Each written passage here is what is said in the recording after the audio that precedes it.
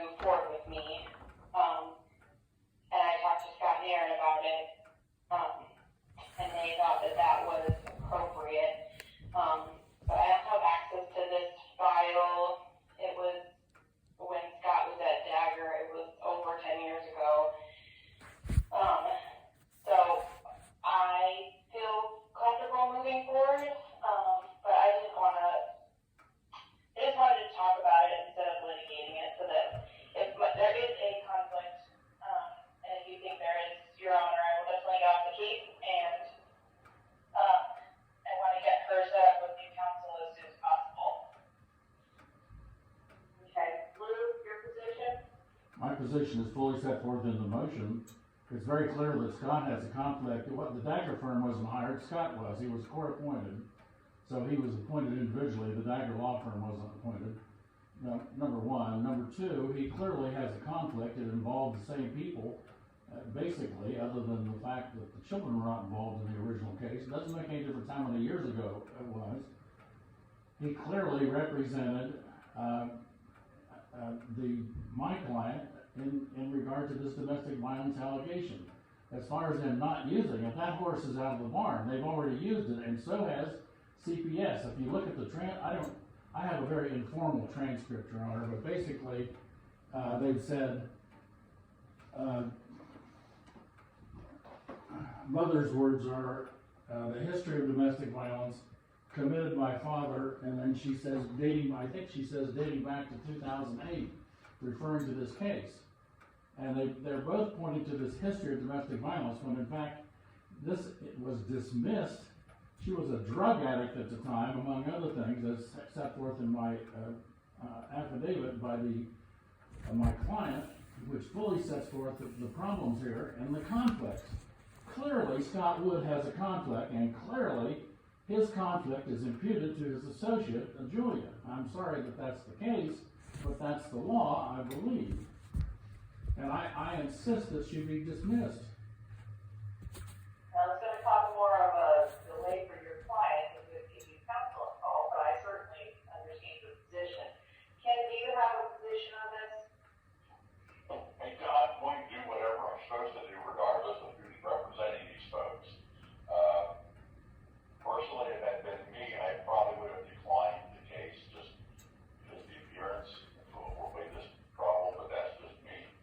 But yeah, I'll continue to do what I'm supposed to do, regardless of who represents these parties. I'm sure you will. So, so Julia, here's my thought on this, because, it's one of those issues where if the two of you want to brief it and have me take a look at it, I'll be happy to do it. The problem becomes whether or not you want to step into that quagmire over this one client. And I think that's a choice that you're going to have to make. Because, sometimes this stuff has tentacles, and it comes back to bite us, and, as an attorney, you may be right, but it doesn't mean that whose client is going to leave you alone about it either. So I respect whatever you choose to do, and if you want me to take a look at it, I'll set it for non-oral, I'll set this motion for non-oral, and you can each file whatever briefs and argument you want, and I'll make the decision. Well, I basically filed my brief with the motion, so my memorandum. I understand that, but I want to get you into the response. Okay, sure. Absolutely. I understand. Yeah, and I'll talk to my client more about it, and we've already had discussions about whether or not she wants to spend her money doing this, or if she wants to just get me counsel. So I will talk to her about that. I'd like to raise another issue when we're through discussing this. All right, how many issues do we want to go through while we don't know if Julia is still going to be on the case? Well, I'd like to raise the issue of some visitation for my client with the children. I mean, this is heart-wrenching, and let's face it, this hearing on irreparable harm was a very lightweight hearing, and it's all hearsay. And it's also not borne out by the case record. And I would like to, I don't know what the position regarding that item is, but I'd like to arrange some Christmas visitation with the children with my client. I mean, this is outrageous. I mean, he's been the custodian of these children for years, a decade, I think. Well, it feels to me like you're arguing both sides of the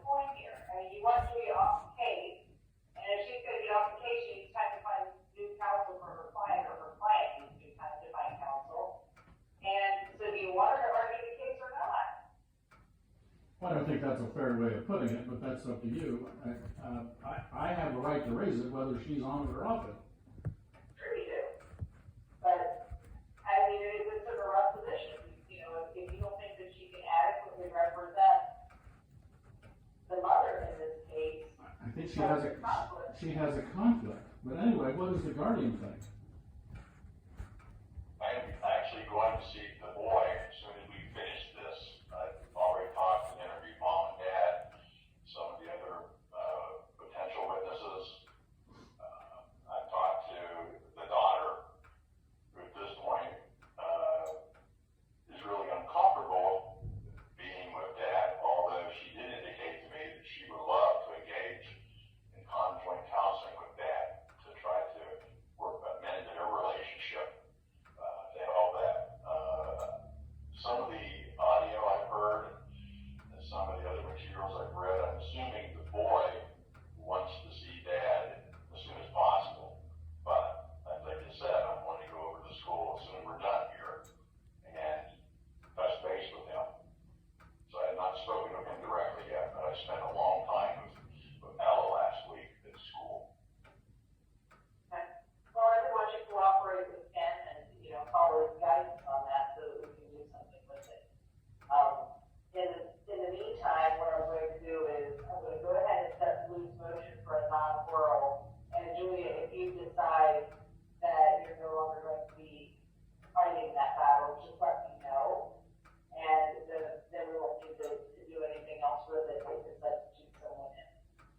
Your Honor, if I could also interject, I realize it's a tough time of the year, but assuming that Jackson wants to see his father, I'm not opposed to having some kind of visitation with him during Christmas. It may be very limited, and then maybe I'm speaking out of turn here since I haven't actually interviewed Jackson. I've just listened to some recordings that he's made discussing issues with his sister relating to their dad. But I'm going to guess that he wants to see his dad, or like to see him for a little bit of time over Christmas. Okay. Are you comfortable with that happening? I'll know better in the next hour after I speak to Jackson.